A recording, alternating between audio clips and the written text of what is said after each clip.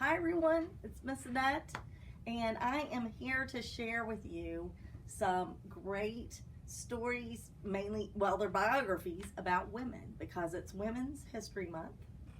And we have got so many great books about all different kinds of women that I wanted to highlight a few for you and let you know what you can find here. And some of them are already checked out, but these are the ones that we have right now. My first one I'm going to start with is one of the first ones I read that's called like a picture book biography. It's called Me, Jane. And Jane is Jane Goodall, who studied, was it chimpanzees or monkeys? Let's see. Well, I'm not sure. She's a primatologist, that's a very big word, and she studied them. She started as a little girl, and she had a little stuffed animal that was named Jubilee, who was a little monkey. She spent a lot of time outside, and this is all about her life as a little girl, but she dreams of becoming what she eventually does become. And this is a simple book, but it celebrates her life, and it's got facts in it as well. So this one I've shared with a lot of second grade classes because it's one of my favorites. And so I wanted to start with this one because I've always loved biographies, but this is one of the first picture book biographies that I found and really enjoy still. So kids of all ages can read biographies. So that is about Jane Goodall. This one is called Who Says Women Can't Be Doctors? And it's the story of Elizabeth Blackwell. She was the first woman doctor. And people laughed at her when she said she wanted to be a doctor. They told her girls aren't allowed to be doctors. And she just decided she was going to try it anyway. So she went to college and asked, and they said she could get in. And of course, all the men thought it was just, ha ha ha, that's hysterical. Look at this woman going to college. But she didn't give up. And this story tells you, this is a real picture of her as an older woman. And it is another picture book biography that I just love. Illustrated by Marjorie Priceman, written by Tanya Lee Stone, about Elizabeth Blackwell. These books are in our biography section by the person's last name. So Elizabeth Blackwell. So it'd be under BLA. Okay, now moving on. This is a new book that I just recently read about a girl named Jalisa Arce. And she lives in Mexico, or lived in Mexico, and her whole family lived there. Her family, her parents worked a lot selling things, and they would cross the border and come to America. She now works, she's a social justice worker, and she works with people who are from other countries trying to come here, who are immigrants. It is from her point of view, and it showed me, someone who was born in America and grew up here, how it's different for people who aren't and who want to come here.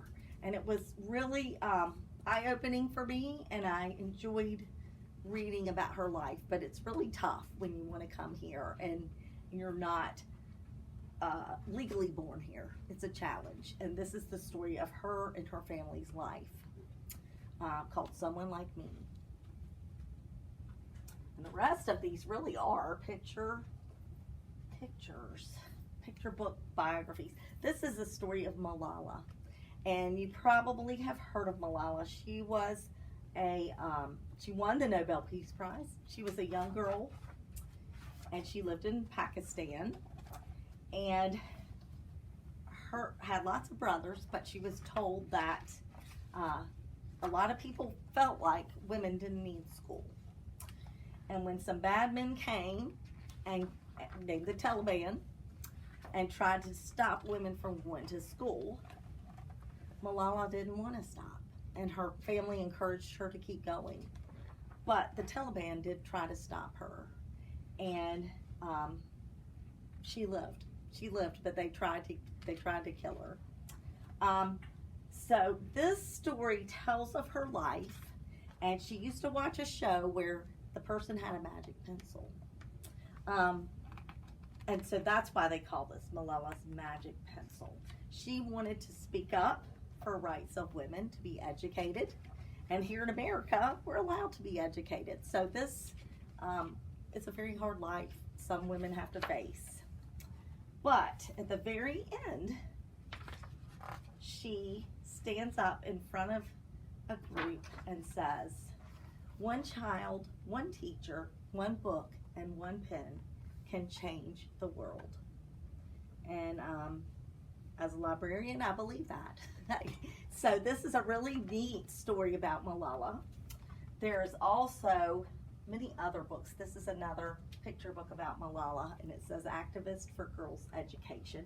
Pictures are beautiful, the colors, very vibrant. So you will find, and there's even another one back there in our biography section. Okay, now, this book is called Tree Lady. It is about a young girl who dreamed of trees and sat in the forest and just loved it. And she lived in the 1860s. Look how dirty her hands got. Women back then were not supposed to have dirty hands. But her name is Kate Sessions, and she was different from other women. She loved being outside and felt like trees were her friends. So she decided she would study science, and she would study, she was one of the first people who got a degree in science in 1881, one of the first women. Then she moved to Southern California, near San Diego. And look, do you see any trees there? There were not. There were not enough trees there. She was a teacher, and she would just look out and say, there needs to be trees in San Diego. So Kate started changing things. She started bringing trees in. And look at all the different kinds of trees she brought in. And before long, they started to grow. And the men agreed, let the trees come in. They had a not state fair. They had, sorry, boys and girls, they had a big, my brain is drawing a blank. They had a big San Diego exposition. And so they needed to make it beautiful for people who would come. And she brought in trees upon trees upon trees until look what she created. It was beautiful. And if you go to San Diego today, which I have several years ago, you can't even believe they didn't have trees because Kate Sessions did her job so well. And they call her Mother of Balboa Park. So that is about the Tree Lady. And I'm going to share this one. This one is one that really speaks to me as well. It's called Miss Moore Thought Otherwise. Her name was Anne Carroll Moore. She grew up in a time when women were taught to stay inside and sew and embroider. But Annie thought otherwise. She wanted to do lots of different things. And in her life, she decided she would go to the library all the time. But children back then really weren't supposed to go in libraries because they didn't think reading was important for children, and especially for girls. Why would girls need to read? That's what they thought. They were not very aware. So, Annie decided she wanted to be a lawyer like her father. And she went to his law office, and then something happened to her parents, and it kind of changed what she wanted to do. But she learned several years later that libraries were hiring women as librarians.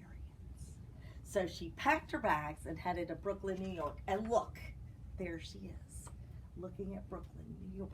She's so excited. She studied. She got her graduate degree from library school, and she worked as a librarian at a place called Pratt Free Library. and she liked to read to children. She was planning, well, actually the library had planned a room just for children, which back then they did not do that. They were afraid that children would make the books dirty with their dirty hands, and they didn't want them to take books home because they were afraid they would not bring them back. But Miss Moore thought otherwise, and she has a little pledge she has the children say before they take the book, which says, when I write my name in this book, I promise to take good care of the book I use at home and in the library, and I'm going to obey the rules of the library. And the children did it. She took down the giant silence sign because she believed that children should be able to talk in the library and not be shh, which is always the way librarians are portrayed, or a lot of times. Some people still locked up children's books, but Miss Moore thought otherwise. She changed libraries, and look at this giant New York Public Library, opened in 1911. It's beautiful. It has a big children's room. And at the last, it shows a picture of her with one of her favorite little wooden dolls she'd pull out to make children feel welcome. And she's sharing stories with them. So this is one of my favorites because it talked about one of the very first children's librarians, Anne Carroll Moore. Okay, so those are the ones I specifically wanted to share, but I want to show you some more because there's so many more. There's books about women dancers. This woman started Mexican folkloric dancing, and she started a troupe, traveled around and shared it with the world. This woman became a drummer, and women weren't supposed to be drummers, and started her own band and music. And it's got beautiful, colorful pictures. These women played sports, and there's so many women today who play sports who excel at that. These are American Olympians who changed the game.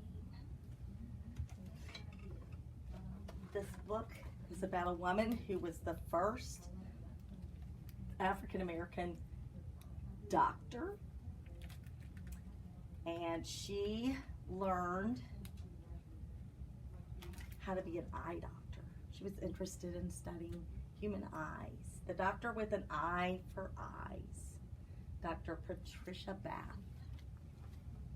And this book is called an anthology of amazing women, trailblazers who dared to be different.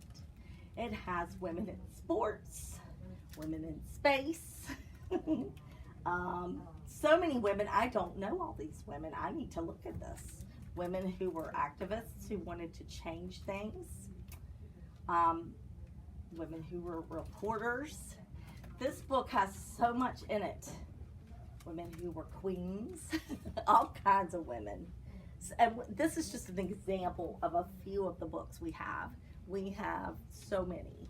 I'm glad you were able to listen to some of these stories, and I wanted to show you too. Right now, we have a packet of coloring pages of different kinds of women, and this is a poster, Rosie the Riveter, that they had, I believe it was World War II.